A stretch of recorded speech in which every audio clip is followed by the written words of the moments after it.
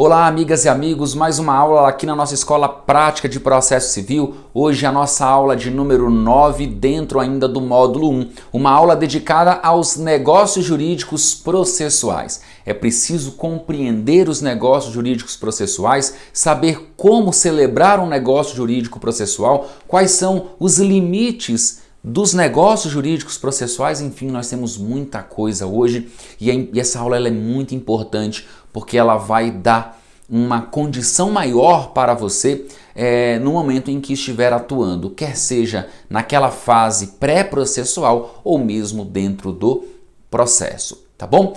Primeira coisa, compreender os negócios jurídicos processuais é compreender, antes de tudo, a teoria dos fatos jurídicos processuais. Sim, no âmbito processual nós também devemos compreender os fatos jurídicos processuais. Aquela teoria dos fatos jurídicos lá do direito civil, teoria muito difundida e também estudada por Pontes de Miranda, ela também tem sua aplicação no campo processual. Veja, uma mulher que passeia pelo bosque, uma maçã que cai da macieira, o trovão que faz aquele barulho enorme, ou um raio que muitas vezes ele ocorre, ele surge, são fatos. Tudo isso que eu disse, cada um é um fato específico, um fato que, de uma maneira geral, não interessa ao direito, portanto é um fato da vida. Toda vez que um determinado fato repercutir na esfera jurídica de alguém, nós vamos chamar esse fato de um fato jurídico. Em outras palavras, sempre que sobre um determinado fato houver a incidência de uma norma jurídica, esse fato será um fato jurídico, porque ele vai repercutir e, consequentemente, ele vai interessar ao direito. Toda vez que um determinado fato tiver reflexos no âmbito processual, nós chamaremos esse fato de fato jurídico processual. Então, a mesma ideia, o mesmo desenho da teoria dos fatos jurídicos do direito civil, nós vamos aplicar no direito processual civil. Então, vejam, os fatos jurídicos processuais em sentido amplo, de uma forma geral, aqueles fatos que interessam ao direito processual civil, interessam ao processo, eles podem ser fatos jurídicos processuais em sentido estrito e atos jurídicos processuais. Os fatos jurídicos processuais em sentido estrito são aqueles fatos que repercutem no processo cuja consequência jurídico-processual é determinada previamente na lei. É o que ocorre, por exemplo, com a morte. A morte não é um fato? É um fato. Não é um fato da vida? Sim. A morte de uma das partes gera a automática suspensão do processo. A própria lei, o próprio Código de Processo Civil estabelece as consequências jurídicas para esse fato. Nós temos um fato jurídico processual em sentido estrito. Por outro lado, nós podemos ter um comportamento humano que pode ser ativo ou passivo, com reflexos dentro do processo. Nesse caso, tendo em vista que nós estamos diante de um comportamento humano, nós vamos chamar esse comportamento de ato. Um ato jurídico processual. Sempre que um comportamento humano repercutir no processo, nós chamaremos esse comportamento de ato jurídico processual. E esse ato jurídico processual pode ser das partes, do juiz, do membro do Ministério Público, defensor público, advogado particular, auxiliares da justiça. Qualquer um dos atores processuais pode praticar um ato jurídico processual. Dentro dessa categoria de atos jurídicos processuais, nós teremos os atos jurídicos processuais ilícitos, que são aqueles atos processuais praticados de forma contrária ao próprio ordenamento jurídico processual, como, por exemplo, a litigância de má-fé. A litigância de má-fé é um ato jurídico processual ilícito. No momento em que a parte começa a protelar o feito, no momento em que a parte começa a atuar para protelar o andamento do processo, para apresentar manifestações totalmente infundadas, esses atos processuais e esse comportamento é um comportamento contrário ao próprio direito processual civil, ao próprio Código de Processo Civil, ao próprio ordenamento jurídico. Se ele é contrário, é um ato ilícito, um ato jurídico processual ilícito. Por outro lado, nós temos os atos jurídicos processuais lícitos, aqueles atos que são admitidos pelo ordenamento jurídico. São eles os atos jurídicos processuais em sentido estrito, ou seja, aqueles atos processuais praticados pelas partes ou qualquer outro ator processual, cujas consequências jurídicas estão pré-determinadas na lei. A interposição de um recurso impede o trânsito em julgado. Portanto, é um ato jurídico processual em sentido estrito. A contestação do réu impede a revelia. Vejam, são atos jurídicos processuais cuja consequência está prevista na própria lei, pré-determinada pela lei. Além desses atos jurídicos processuais em sentido estrito, nós temos os chamados atos fatos jurídicos processuais. São aqueles fatos que decorrem primeiro de um comportamento humano. Olha que interessante. Atos fatos, porque é um comportamento humano que a lei considera como fato. Você tem no antecedente um comportamento humano e no consequente um determinado fato processual. É o que ocorre, por exemplo, com a revelia. O que é a revelia? A revelia ela não decorre de um comportamento passivo do réu? Sim, que comportamento passivo do réu é esse? O comportamento de não contestar. Ao não contestar, esse comportamento gera um fato processual, que é a revelia. E, consequentemente, a partir desse fato processual, uma consequência jurídica, que é a presunção de veracidade dos fatos alegados pelo autor, na grande maioria dos casos de revelia. Então, nós temos, neste caso, um ato-fato jurídico processual. E, por fim, os negócios jurídicos processuais, que são aqueles comportamentos humanos cujas consequências são pré-determinadas não pela lei, mas pela vontade das partes. As partes, elas buscam também, de alguma forma, gerar um efeito jurídico para aquele comportamento, para aquele ato. Tá legal? Isso é muito importante. Muito bem, então os negócios jurídicos processuais estão aqui, ó.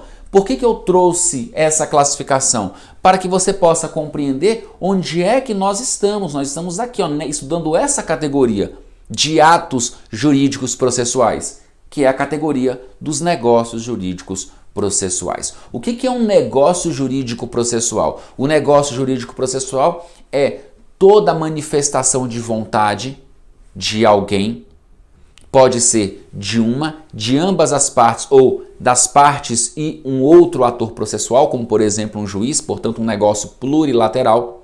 Todo comportamento humano de um dos atores processuais comportamento esse capaz de criar, modificar ou extinguir uma situação jurídica processual.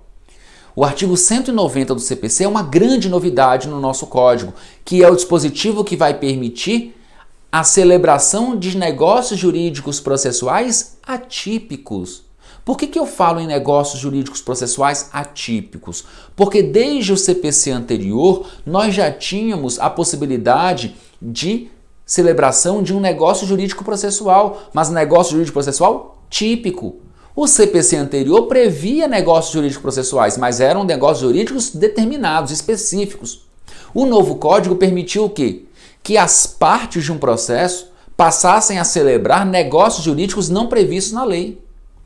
Então, nós temos uma cláusula geral de negócio jurídico processual. O artigo 190 diz que, versando o processo sobre direitos que admitam autocomposição, vejam o primeiro requisito aqui, daqui a pouco eu vou falar sobre os requisitos do negócio jurídico processual. É lícito às partes plenamente capazes, segundo requisito, estipular mudanças no procedimento para ajustá-los às especificidades da causa e convencionar sobre os seus ônus, poderes, faculdades e deveres processuais antes ou durante o processo, ou seja, um negócio pré-processual ou um negócio processual incidental. Muito bem, meus amigos, então essa convenção processual é o ajuste entre duas ou mais pessoas quanto à modificação do procedimento ou algum poder, dever, ônus ou responsabilidade de qualquer uma das partes. Tem por objetivo, então, criar, modificar ou extinguir alguma relação ou mesmo alguma situação jurídica processual. O parágrafo único vai dizer que, de ofício ou a requerimento, o juiz controlará a validade das convenções previstas neste artigo, recusando-lhes aplicação somente nos casos de nulidade ou de inserção abusiva em contrato de adesão ou em que alguma parte se encontre em manifesta situação de vulnerabilidade. Meus amigos, algumas observações iniciais, algumas observações importantes. O negócio jurídico processual, ele manifesta a autonomia da vontade. Por meio dele, nós estamos vivenciando uma guinada em relação ao protagonismo das partes, em relação ao protagonismo do Estado no âmbito processual. Aquela ideia de um juiz, de uma jurisdição melhor, de uma jurisdição na qual a figura do juiz é uma figura que prepondera na relação naquele processo e, portanto, o juiz tem total iniciativa e ele pode fazer o que ele bem entender, ou pelo menos de que o juiz é o grande gestor do processo. Essa ideia vem sendo ultrapassada. Nós temos agora uma gestão compartilhada do processo. A gestão processual hoje é uma gestão compartilhada. O juiz tem o poder de gestão do processo? Tem, mas as partes também têm esse poder e elas podem, por exemplo, exercer essa gestão do processo por meio de negócio jurídico processual. Por meio de um negócio jurídico processual, as partes podem ampliar prazo, podem reduzir prazos, podem, por exemplo, estabelecer que não irão recorrer, podem excluir determinado patrimônio de eventual execução, pode incluir determinado patrimônio como prioritário para fins de constrição judicial em uma futura execução. Enfim, as partes podem quase que absolutamente tudo. O que as partes não podem? As partes não podem celebrar negócio jurídico processual, por exemplo, que fira ali algum direito fundamental. Não podem celebrar algum negócio jurídico processual que exclua, por exemplo, o juízo de primeiro grau, a primeira instância, porque evidentemente todo mundo passaria a celebrar um negócio jurídico processual para que a demanda já se iniciasse no Supremo. Claro que isso não vai poder. As partes não podem celebrar negócios jurídicos processuais que digam respeito, por exemplo, à exclusão da participação do Ministério Público, porque atingirá nesse caso um terceiro. Então nós vamos verificar alguns limites que decorrem da própria essência de um sistema jurídico processual, e também que estarão relacionados a questões, as normas que visam proteger o interesse público. Fora isso, as partes têm liberdade para celebrar um negócio jurídico processual. E esse negócio jurídico processual, ele não dependerá, como regra, de autorização judicial. Então você pode celebrar um negócio jurídico processual com a parte contrária, lá naquele contrato de promessa de compra e venda que você está celebrando, dizendo, por exemplo, que todas as intimações serão realizadas por meio do aplicativo WhatsApp. Plenamente possível. Você pode, a partir de hoje, celebrar um negócio jurídico processual lá naquele seu contrato de locação, por exemplo, dizendo que as partes dispensam a segurança do juiz ou caução para fins, pelo menos em relação ao locador, para fins de obtenção de uma liminar de despejo. Pode dispensar. Você pode ampliar um prazo, reduzir o prazo, afastar eventual audiência de conciliação inicial. Você já pode convencionar, inclusive, que na instrução processual, uma das partes arcará com todas as despesas. Plenamente possível. Então há maior autonomia e maior liberdade das partes para a gestão desse processo e para a adequação do procedimento às suas peculiaridades. Tá legal? Beleza. Vamos à classificação desse negócio para a gente poder compreender como isso vai funcionar no caso concreto.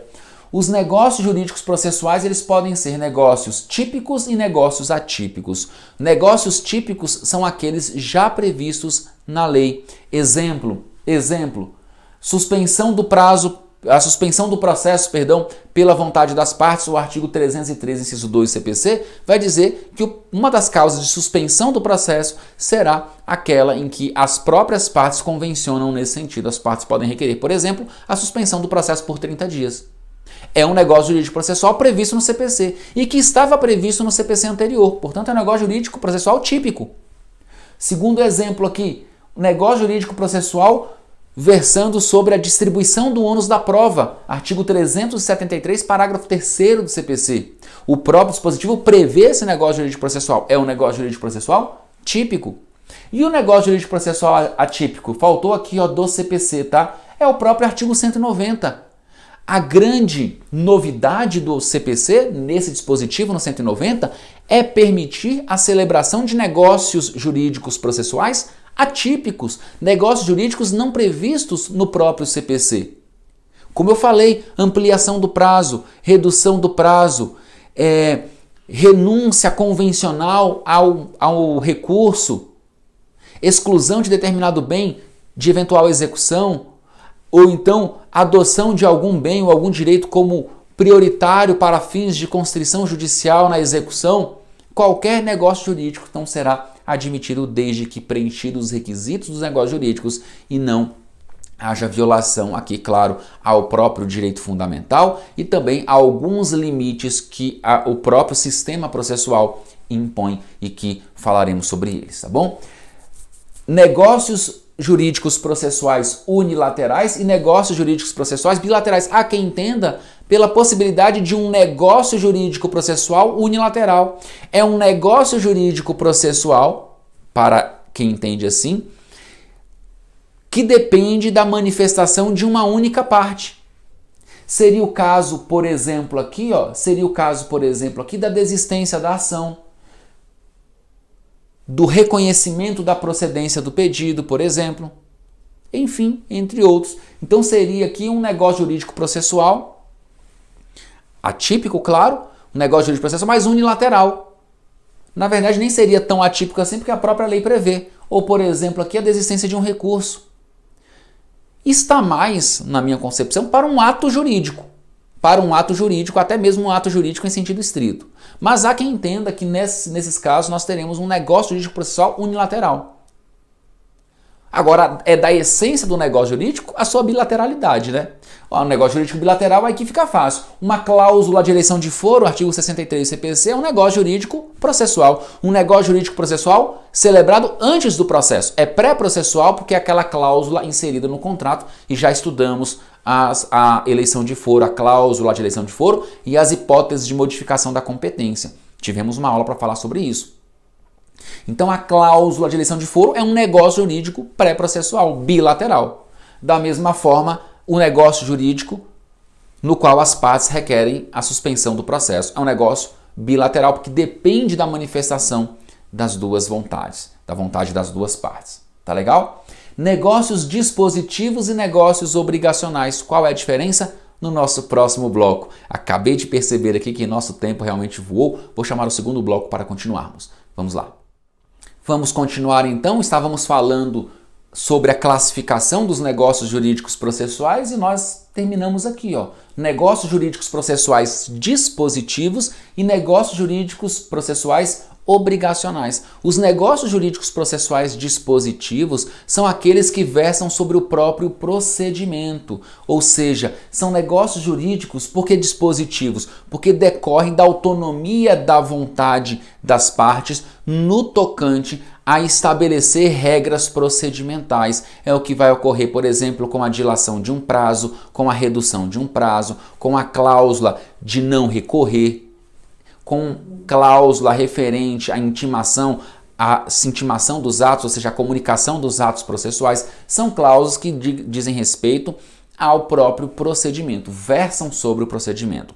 Já os negócios jurídicos processuais obrigacionais são negócios que vão impor alguma obrigação às partes. É possível, então, um negócio jurídico processual impondo alguma obrigação para a parte? Sim, como, por exemplo, o dever da parte de arcar com o pagamento das despesas relacionadas à instrução processual. É um negócio jurídico obrigacional, gera uma obrigação para uma das partes no processo. Tá legal? Negócios jurídicos processuais pré-processuais, na verdade, negócios pré-processuais e negócios processuais incidentais. Nesse caso, vai depender do que? Se o negócio foi celebrado antes da ocorrência de um processo ou se após. É preciso ter certeza que que a parte vai ajuizar uma ação para que ela celebre um negócio jurídico pré-processual? Não, porque quando você celebra um contrato, por exemplo, um contrato de compra e venda ou de promessa de compra e venda, de locação, de arrendamento, de empréstimo, de mútuo, né? Nesses casos, você celebra um contrato. Você não sabe se você vai ajuizar uma ação, porque você não sabe se o contrato vai ser ali violado, inadimplido. Você não sabe nada disso, mas você já pode inserir, por exemplo, além daquela cláusula de eleição de foro, que é muito comum, outras cláusulas sobre negócios jurídicos processuais, como por exemplo, a forma de citação. Eu inclusive trouxe aqui, vou mostrar para vocês, um modelo de cláusula bem interessante que eu elaborei até para a minha mãe. A minha mãe estava celebrando um contrato de locação e pediu para eu dar uma olhada no contrato e eu inseri essa cláusula lá para ela, falando para ela, olha mãe, vamos colocar esse negócio jurídico processual. Ela ficou um pouco sem entender do que se tratava desse tal de negócio jurídico processual, mas para ela foi excelente, porque nós estabelecemos, não era um contrato de empreitada, que ela ia fazer uma obra lá no interior da Bahia. E aí eu inseri essa cláusula, que era um negócio jurídico pré-processual, versando sobre citação,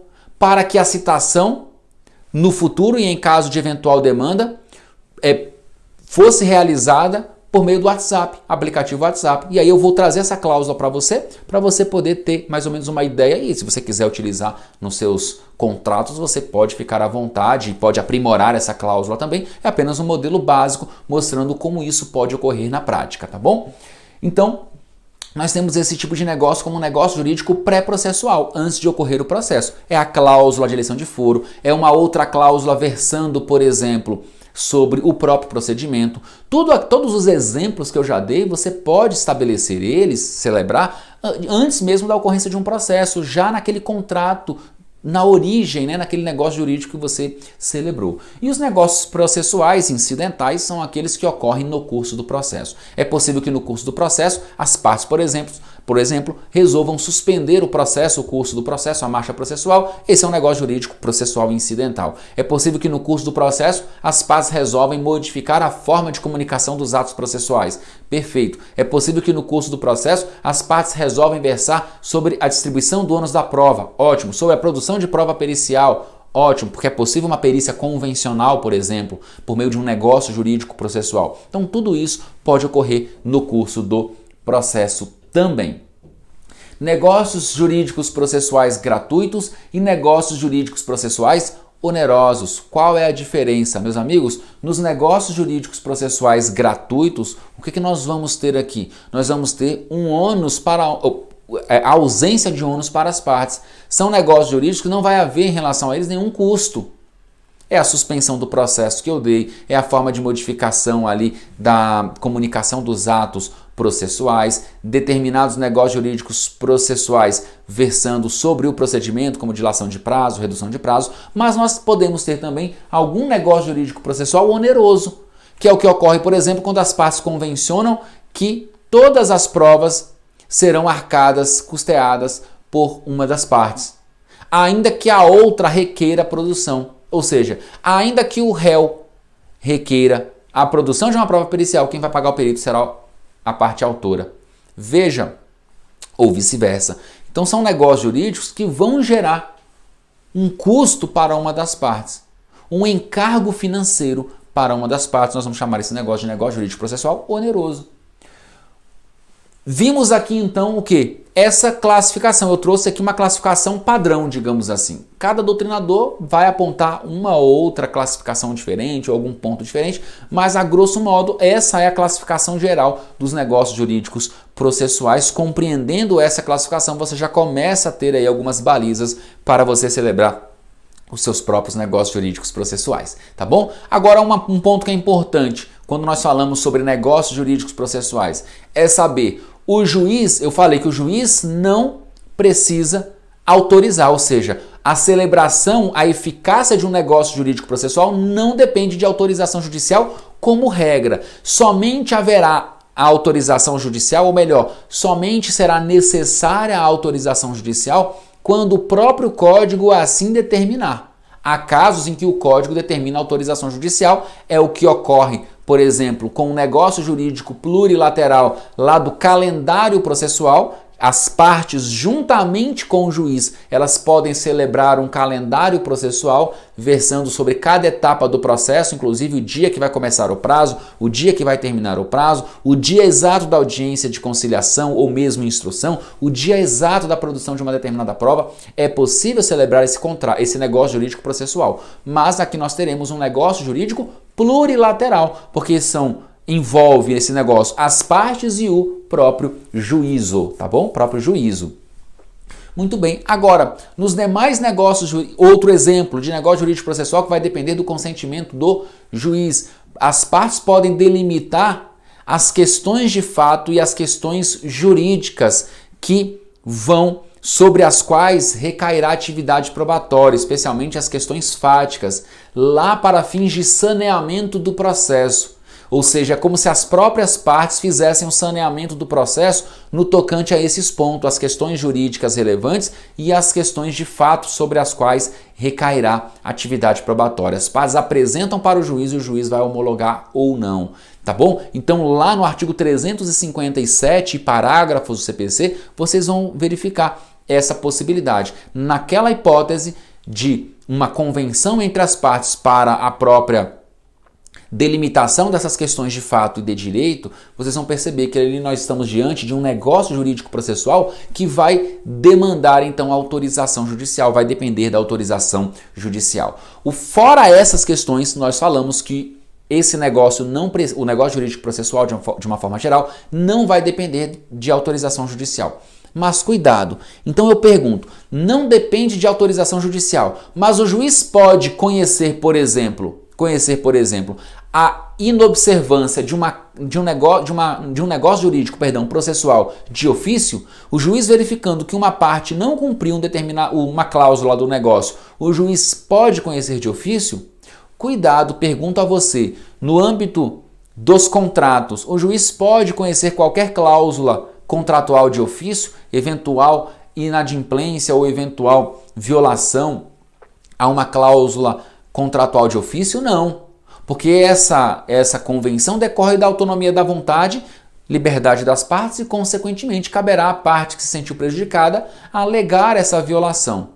Então, de uma forma geral, nós vamos compreender o seguinte: o juiz não pode conhecer de ofício cláusulas sobre negócios jurídicos processuais. Essa cláusula aqui diz que o prazo é assim. Olha, se a parte não suscitar, processo segue, tá? Ou, nesse caso, é um negócio jurídico processual, por exemplo, obrigacional, que vai impor alguma obrigação para a parte. A parte deveria apresentar algo em um determinado prazo. A outra parte não suscitou ou não impugnou aquela ausência, o inadimplemento. O juiz não vai conhecer de ofício. Agora, o juiz pode conhecer de ofício, por exemplo, daquela cláusula envolvendo o procedimento. Portanto, o negócio jurídico processual que versar sobre procedimento, se a parte não cumprir aquele procedimento, não adotar aquele procedimento e não diligenciar conforme aquilo que está previsto no negócio jurídico processual, o juiz pode conhecer de ofício. Então é preciso fazer que tipo de distinção? É preciso distinguir aqui os chamados negócios jurídicos processuais dispositivos dos negócios jurídicos processuais obrigacionais. A doutrina, de uma forma geral, vai dizer: os negócios jurídicos processuais dispositivos, nós já vimos, são aqueles que versam sobre procedimento. Em relação a eles, como se trata do procedimento estabelecido pelas partes, o juiz vai controlar a observância ou não desse procedimento. Consequentemente, o juiz pode conhecer de ofício de eventual inadimplência, de eventual não cumprimento por uma das partes daquele procedimento ou daquilo que o procedimento impunha.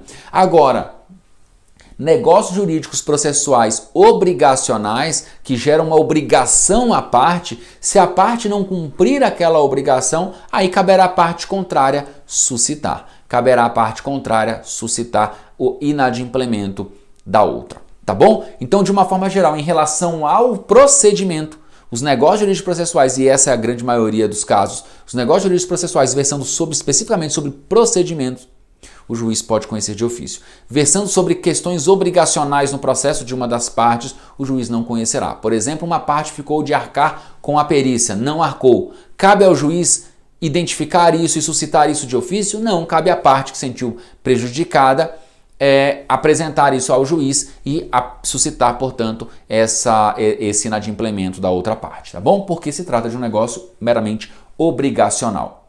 Quais são os requisitos do negócio jurídico processual? Nós vamos para o artigo 104 do Código Civil. Vamos analisar os requisitos para os negócios jurídicos lá do direito privado. Agente capaz, forma prescrita. Agente capaz, objeto lícito, possível, determinado ou determinável, forma prescrita ou não defesa em lei.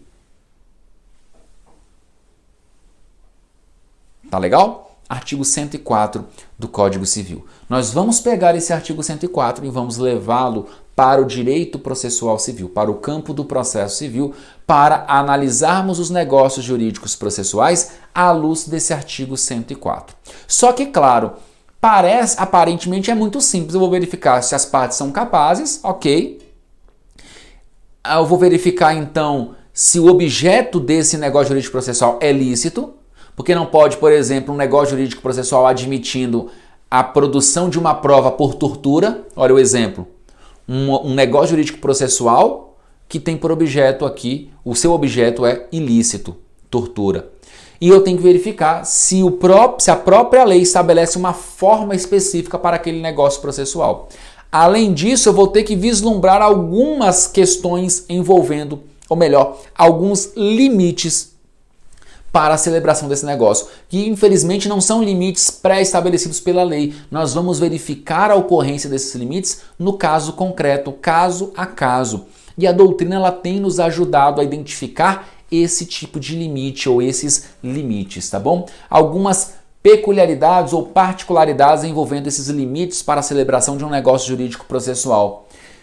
A ausência de taxatividade legal quanto ao objeto do negócio jurídico processual. Como assim? Um negócio jurídico processual, ele pode ser celebrado e o seu objeto pode ser qualquer um. Ou seja, qual é o negócio jurídico processual, ele versa sobre o quê? Esse é o objeto. Pode versar sobre qualquer coisa de uma forma geral. E aí o artigo 190 vai dizer procedimento, ônus, poderes, deveres e responsabilidades das partes. Muito bem. Mas é possível que a própria lei estabeleça um rol taxativo quanto a determinadas questões. É o que ocorre, por exemplo, com os recursos. Os recursos no processo civil, eles constam em um rol taxativo. Não é possível criar um recurso diferente. É possível renunciar previamente, por meio de um negócio jurídico processual, à interposição de um recurso. Isso é possível. O que não é possível é criar um negócio jurídico processual, criar um recurso específico, um recurso diferente, fora daquela relação estabelecida pelo Código. Apelação, agravo, embargo de declaração, agravo interno, recurso especial, recurso extraordinário, recurso ordinário, enfim. Aqueles recursos previstos no Código. Não é possível criar um recurso novo. Por quê? Porque o Código estabelece o rol de recursos em uma relação taxativa. Há um rol aqui taxativo. Então, nesse caso, esse objeto do negócio jurídico processual, ou seja, a criação de um recurso diferente, esse objeto não é possível porque a própria lei estabelece um rol taxativo para ele. Segunda particularidade importante, a relação jurídica de direito material, objeto do processo, onde vai haver esse negócio jurídico processual, deve admitir a autocomposição. Veja, não podemos confundir um processo que verse sobre um direito indisponível com processo que não admita autocomposição ou que não admite autocomposição. Exemplo, uma ação de alimentos, uma ação judicial, portanto, de alimentos, nessa ação nós temos um processo judicial. Nesse processo judicial,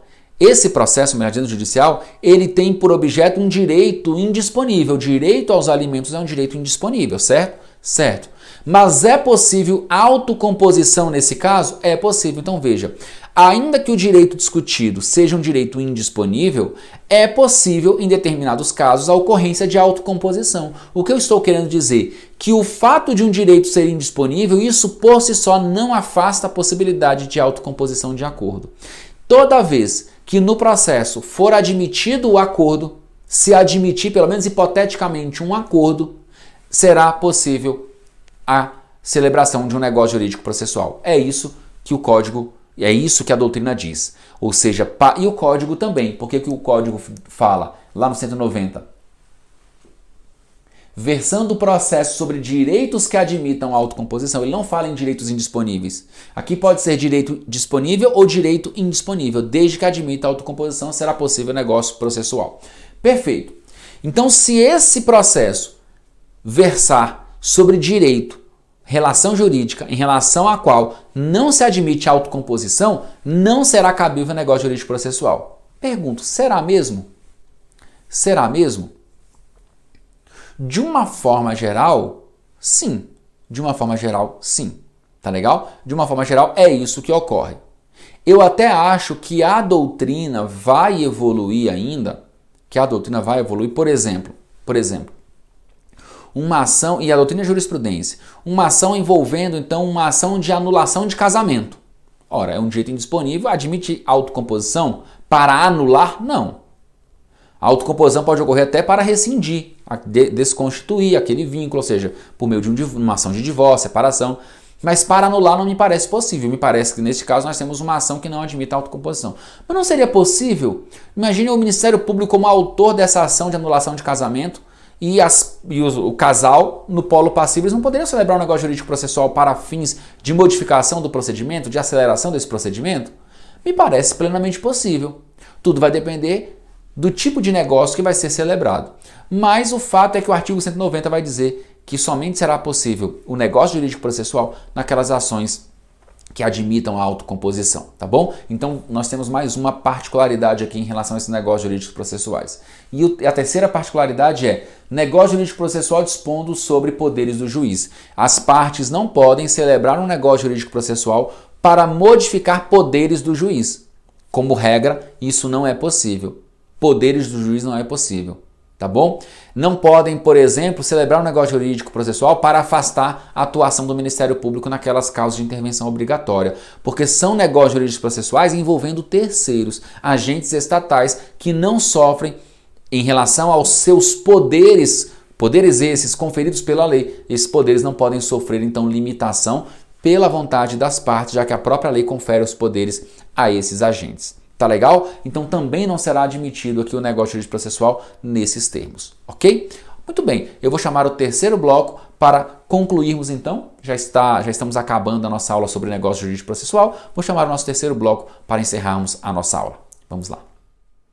Vamos lá, queridas amigas e amigos, vamos continuar agora nesse terceiro bloco. Eu quero trabalhar com vocês com alguns exemplos, algumas hipóteses de negócios jurídicos que são admitidos e alguns negócios jurídicos que não são admitidos aqui de uma forma geral pela doutrina. Então vou dar alguns exemplos e essas questões elas estão previstas lá nos enunciados do Fórum Permanente de Processualistas Civis. Há vários exemplos lá, tá bom? Então eu trago esses exemplos aqui para que você possa então compreender a dinâmica desses negócios jurídicos processuais. Olha só, negócios jurídicos processuais admitidos. Eu estou falando basicamente aqui, não estou falando de todos, mas eu vou mandar todos esses para vocês, basta vocês fazerem um download aqui do material de apoio que eu já vou disponibilizar na nossa aula de hoje, já está disponível aqui, é só baixar, tá bom?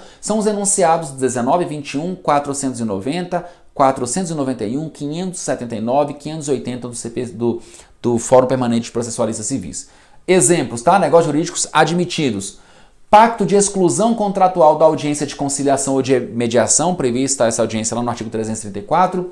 Previsão de meios alternativos de comunicação das partes entre si.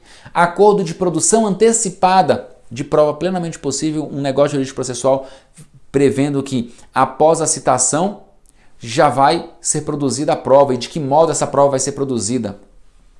ou mesmo antes da propositura da ação, as partes já devem promover a produção da prova para depois apenas levar ao juiz para que ele, a partir da prova produzida e após a resposta do réu, possa julgar. Plenamente possível essas combinações, tá bom? Convenção que permita a presença da parte contrária no decorrer da colheita de depoimento pessoal. Como assim? Nós sabemos que o artigo 385 do CPC prevê o depoimento pessoal da parte como um meio de prova. Uma parte pode requerer o depoimento pessoal da parte contrária. A parte não pode requerer o depoimento pessoal dela mesma, ela pode da parte contrária. E o juiz pode determinar o depoimento pessoal de qualquer uma das partes de ofício. O artigo 385, em seus parágrafos, ele vai dizer que enquanto uma parte estiver depondo, a outra parte não poderá assistir o depoimento daquela. Agora, nada impede que as partes celebrem um negócio jurídico processual, prevendo a possibilidade de uma parte assistir o depoimento pessoal da outra, tá bom? Acordo para a realização de sustentação oral, a forma como essa sustentação vai ser realizada, a distribuição do tempo de sustentação oral para cada uma das partes, plenamente possível. Convenção sobre redução de prazos processuais, inclusive dilação de prazos processuais também. Pré-indicação de bem penhorável preferencial, já dei esse exemplo aqui na nossa aula. Negócio que estabeleça a contagem dos prazos processuais dos negociantes em dias corridos. O CPC vai dizer que os prazos processuais eles correm em dias úteis, mas é plenamente possível. E olha que negócio processual interessante para dar maior agilidade ao processo. Você lá naquele negócio jurídico que vai celebrar com alguém, no contrato de compra e venda, de promessa, de locação, arrendamento, enfim, você pode celebrar um negócio jurídico estabelecendo que em eventual ação judicial, os prazos correrão em dias corridos. Olha só que interessante. Não em dias serão contados, melhor dizendo, em dias corridos e não em dias úteis, tá bom? Negócios jurídicos processuais não admitidos agora. Chama atenção para o enunciado 20 do Fórum Permanente de Processualistas Civis. Acordo para a modificação da competência absoluta. Por que não pode? Artigo 62 do CPC. Nós trabalhamos com esse dispositivo lá na nossa aula sobre questões práticas envolvendo competência.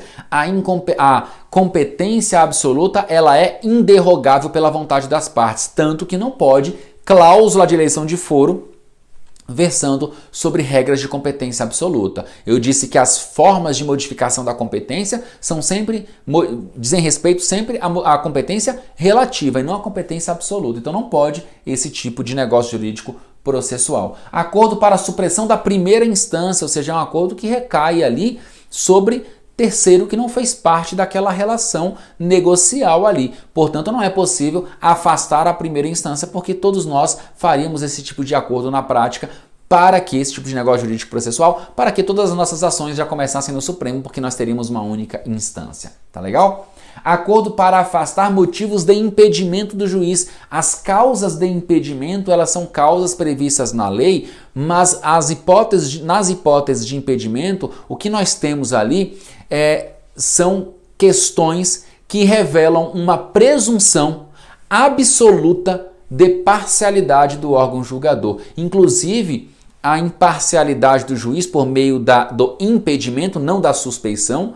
O impedimento é uma hipótese, portanto, de cabimento de ação rescisória. Então, nesse caso, entende a doutrina que não é possível acordo para afastar o impedimento do juiz. O juiz é marido da advogada, ele é impedido. Ele é marido ou pai da parte, ele é impedido. Não é possível um negócio jurídico processual para afastar a causa de impedimento, tá bom? Até seria possível para afastar a causa de suspeição, no meu ponto de vista, no meu modo de ver isso, porque se a suspeição não for arguída pela parte no prazo de 15 dias do conhecimento, haverá o quê? Preclusão. Portanto, se é possível uma preclusão nesse caso, é possível um negócio jurídico processual afastando a suspeição, mas as causas de impedimento elas não sofrem essa preclusão. Inclusive, após o trânsito em julgado, é possível suscitar o impedimento do juiz por meio de uma ação rescisória. Então, em relação a essas hipóteses, não se admite negócio jurídico processual para afastá-las. Acordo para ampliação das hipóteses de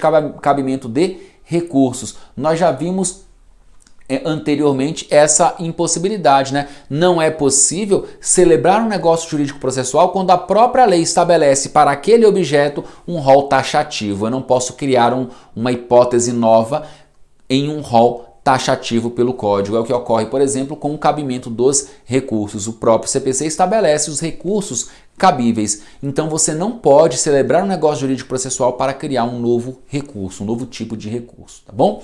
E para a gente finalizar, um modelo de negócio jurídico aqui pré-processual, versando sobre a forma de citação de comunicação dos atos processuais. Olha que interessante. Eu sugiro que no contrato você coloque um tópico novo, né? Se você dividir seu contrato em tópicos, então o tópico desse contrato aqui seria esse tópico a partir da cláusula 12ª do nosso exemplo, seria negócio jurídico processual. Você tem várias cláusulas, né? As partes, o objeto, o preço, a forma de pagamento, as responsabilidades e obrigações, multa, a garantia, vários capítulos, digamos assim, várias partes lá no seu contrato, você pode colocar como um capítulo próprio negócio jurídico processual ou convenção processual, como queira chamar. Olha o exemplo. Caso qualquer das partes tenha que acionar o Poder Judiciário para discutir total ou parcialmente o presente contrato, fica convencionado desde já que a citação e qualquer outra comunicação processual serão realizadas via aplicativo WhatsApp, mediante envio pela parte de cópia da carta mandado de citação ou intimação, considerando como data da efetiva citação e intimação, inclusive para fins de fluência do prazo de contestação ou prática de qualquer outro ato processual, inclusive recursos, o 5º dia útil subsequente ao envio da imagem da carta mandado, independentemente de constar no aplicativo do destinatário qualquer tipo de alerta de visualização, como, por exemplo, as barras azuis identificadoras de visualização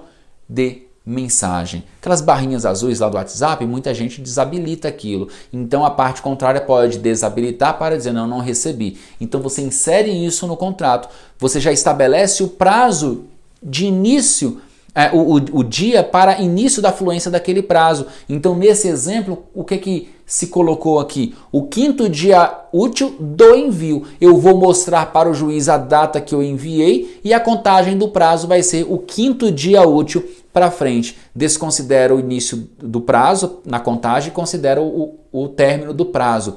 Então você vai fazer essa contagem. Olha, 5 dias úteis após o envio, começa a contar o prazo, independentemente de qualquer tipo de alerta no aplicativo demonstrativo ali da visualização da mensagem, porque as partes já têm a obrigação de manter ali aquele aplicativo em funcionamento e o número também em funcionamento. Tanto que o ideal, claro, é imprescindível, já que você vai fazer isso, já colocar no contrato os números dos telefones e onde os aplicativos estarão habilitados para fins, então, de dar maior efetividade a essa cláusula aqui contratual, que estabelece um negócio jurídico processual. Veja o parágrafo único. Para os fins previstos no caput, ficam registrados neste ato os seguintes números: contratante, você vai colocar o número dele, contratado, o número dele. Aquele que trocar de número deverá comunicar a outra parte sob pena de a comunicação processual considerar-se válida com o envio ao número registrado neste contrato. Aqui você mata qualquer possibilidade de a pessoa falar: ah, mas eu troquei de aparelho, meu aparelho foi furtado, foi roubado e eu acabei depois trocando de número porque clonaram meu chip, e eles começam a inventar um monte de desculpas, né? Você já coloca isso aqui porque é obrigação da parte contrária fazer o quê? Comunicar eventual mudança no número do telefone. E no momento em que ela comunicar, se você for a advogado ou advogado dessa parte que precisou mudar o número, você tem que ir e buscar celebrar ali um termo aditivo para passar a prever o novo número. Porque amanhã ou depois a parte pode requerer a citação, por exemplo, no número antigo, e você vai mostrar que a citação é inválida porque houve a modificação e as partes convencionaram, fizeram um aditamento contratual em relação aquele novo número. Tá bom? Então aqui tem um exemplo, um modelo de negócio jurídico processual versando sobre a comunicação dos atos processuais. A tendência agora, meus amigos, essa é a tendência de as partes buscarem ali uma maior autonomia para o processo e passarem a convencionar sobre esse procedimento, a forma de comunicação dos atos, os poderes, os deveres, os ônus e as responsabilidades de cada uma delas. Tá legal? E abaixo aqui tem o modelo, a relação, perdão, o modelo eu já vou deixar, esse modelo já fica aqui no slide para vocês, já fica aqui embaixo também, e eu vou fazer a relação então daqueles negócios jurídicos processuais previstos no Fórum Permanente de Processualistas Civis e de modo a fazer com que vocês já tenham uma ideia maior e mais ampla sobre aquilo que é possível e aquilo que não é possível. Lembrando que os enunciados do Fórum Permanente de Processualistas Civis são enunciados doutrinários, eles não têm um caráter vinculante, porque não são lei nem jurisprudência, e nem precedente, melhor dizendo. Mas, de certa forma, o próprio STJ muitas vezes se vale dos enunciados não apenas do Fórum Permanente de Processualistas Civis, mas também dos enunciados das jornadas de direito processual civil. Então são importantes fontes aí de conhecimento para verificar qual é o olhar da doutrina e dos processualistas brasileiros sobre determinados temas. Claro que isso não revela um entendimento unânime, né? Não há unanimidade, claro, mas de certa forma são importantes parâmetros para que nós possamos, no caso concreto, estabelecer certos limites a esses negócios jurídicos processuais e verificar que tipo de negócio é possível inserir em um contrato, tá bom? Meus amigos, mais uma vez, muito obrigado. Estamos já chegando ao final do nosso módulo 1. Veja quantas aulas você já não assistiu, todo o conteúdo já passado, tudo que a escola oferece. Me orgulha muito fazer parte desse projeto, porque é um projeto inovador, é um projeto grande e todos nós então estamos inseridos nesse projeto. Mais uma vez eu agradeço pela confiança de vocês, por todas as inúmeras mensagens de carinho que eu tenho recebido nas minhas redes sociais. Eu fico realmente muito feliz e honrado por fazer parte desse projeto e tê-los aqui nesse projeto na nossa Escola Prática de Processo Civil. Tenham certeza que nós somos uma família aqui, a família composta por aqueles que querem se aperfeiçoar cada vez mais. Eu aprendo muito em cada aula, aprendo muito com as discussões, algumas dúvidas que eu recebo de vocês, e o nosso ideal aqui é de forma justa, né, por um investimento justo e por meio de um curso, uma escola totalmente acessível, transformar os profissionais, tornar os nossos alunos profissionais ainda melhores, ainda mais gabaritados e referências na área do processo civil e das ações cíveis de uma forma geral. Tá legal? Mais uma vez, muito obrigado. Estamos chegando ao final do nosso primeiro módulo. O segundo módulo vem também com muita coisa importante e com o olhar todo voltado para a prática. Continuem se dedicando, façam desse investimento o melhor investimento profissional da vida de vocês. Acreditem em um futuro sempre melhor, um futuro sempre promissor e tenham certeza, somente pelo conhecimento é que vocês vão transformar a sua própria vida e a vida da sua família, tá bom? Um grande abraço, fiquem com Deus e até a próxima.